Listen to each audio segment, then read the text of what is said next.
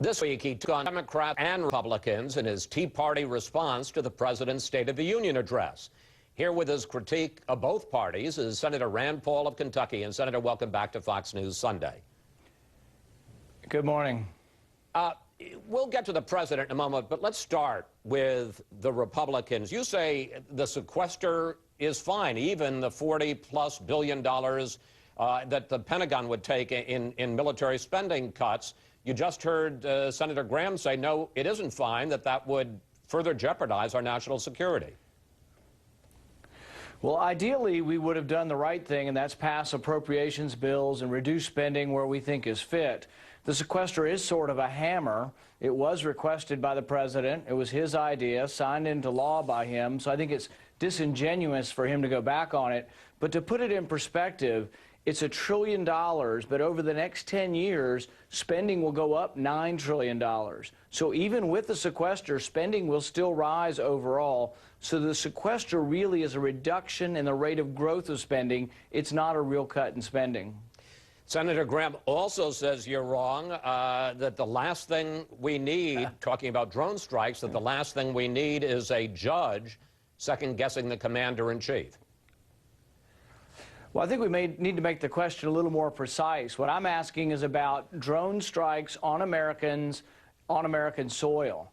The president will not answer that he cannot do this. In fact, he seems to be asserting that he can do this.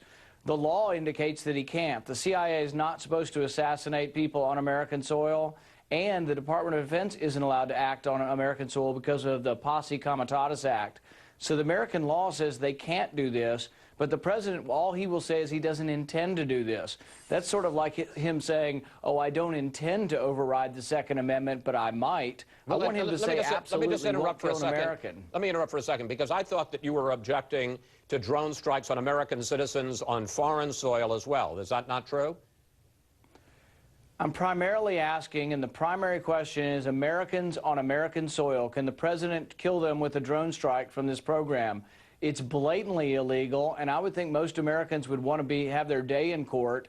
And so I disagree with Senator Graham. If you live in America, you ought to get your day in court before a Hellfire missile comes down on your house. But I'm confused, sir. Why would we need a drone strike? I mean, the reason for drone strikes is because we don't have people on the ground. If we knew where an al-Qaeda operative was, American or foreign, on U.S. soil, wouldn't we just go catch him? You would think, but here's Brennan's response. He says the authorization to use force in 2001 in Afghanistan has no geographical limit. So when he says that, our first question is, gosh, he's implying that he could do it in America. So we send him a written question. Senator Wyden asks him a verbal question. Can you kill an American on American soil? And he won't answer. The president has now answered and says, I don't intend to do so. Well, that's pretty weak. I want him to say absolutely he will not kill Americans on American soil, because we do strikes overseas that are sometimes not even targeted to an individual. We see a train, a caravan coming out of a place we think people don't like America, and we strike a train of vehicles without even knowing who they are. But with Americans overseas, I also do have some objection in the sense that I would try them for treason. Al-Awlaki was known, and it was published that he was on a target list for months and months. He could have been tried in a federal court for treason. He had denounced America, and in all likelihood, he would have been swiftly convicted. His son, though, was never tried. We killed his 16-year-old son, and I don't think that was appropriate. His son was never even accused of terrorism. The government won't even admit that it was a mistake or an error, whatever it was. And I think that is wrong. You should get some protection for being an American citizen. Where I agree with Senator Graham is, if you have a grenade launcher on your shoulder, by all means, and you're firing at Americans, you don't need due process. But if you're sitting in a cafe in Paris or Yemen, there probably should be some process where a judge decides your guilt, or a jury. There's a growing battle inside the GOP. As you know, Karl Rove has launched something called the Conservative Victory Project to get involved in primaries to make sure that the party doesn't, in the primary, nominate somebody who can't win a general election. Do you think that's a mistake? Well, you know, elections are a free marketplace, and everybody has a right to participate in primary elections. What I would say, though, is primary elections need to not be selected by the party.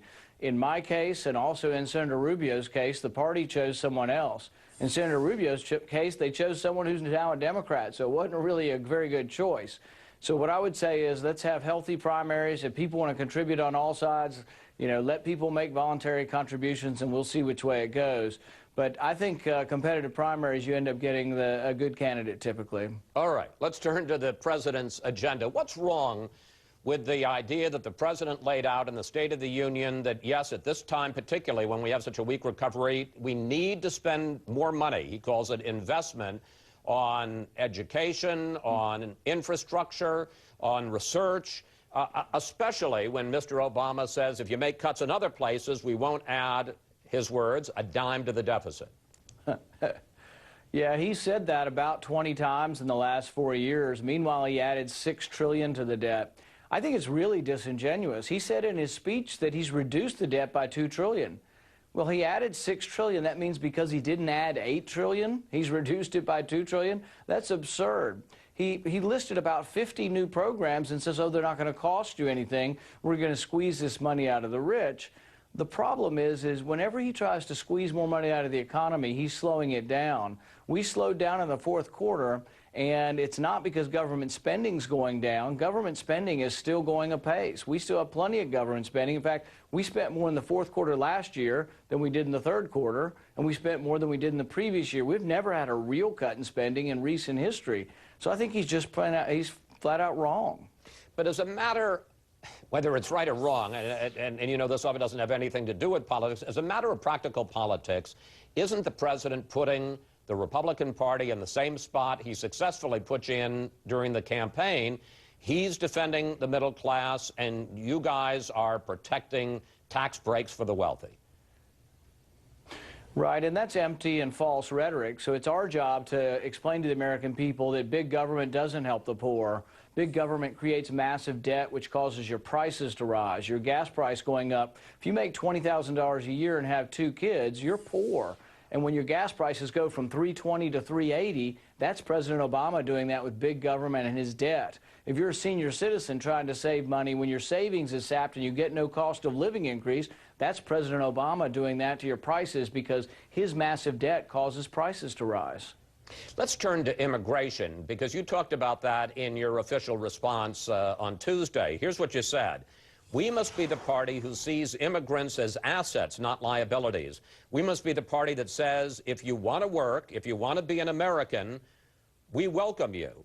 Question, do you support the bipartisan Gang of 8 in the Senate, which has put together at this point kind of a blueprint, an outline for immigration reform that says that they would allow people, the 11 million illegals, to stay here? They would give them some legal status, not a path to citizenship, but some legal status right away, and once you get enforcement of the borders, then a path to citizenship. I do support immigration reform. I do support the concept of telling the 11 million people here that if you want to work and you don't want to be on welfare, we're willing to find a place for you in America. As far as the bipartisan proposal, I'll support it on one condition, and that's that we have a report that says the border is being secured, but that report comes back and is voted on Congress. And this is my idea that I've been promoting, and it will be an amendment or a substitute for their bill, is that each year over a 5 or 6 year period, we have to have a report by an investigator general from the GAO that comes back and says the border is secure. But conservatives like myself have been for stepwise immigration reform if the border is secure. But I won't do it on a promise from President Obama. I think that's an empty promise. And I frankly think that we need to trust but verify. And so my amendment will have a report each year over 5 years that Congress actually has to vote on to say the border is secure. Well, let me ask you about that, because there is a White House draft of a comprehensive immigration plan that started circulating this weekend, which would allow the 11 million a path to citizenship without any linkage to border enforcement. This is the president torpedoing his own plan and shows me that he's really not serious. There are many people who think Democrats bring up these ideas as wedge issues. They don't really ever want to pass them because then they would no longer have the Republicans to blame. So really they set themselves up for failure by putting something up there that's untenable.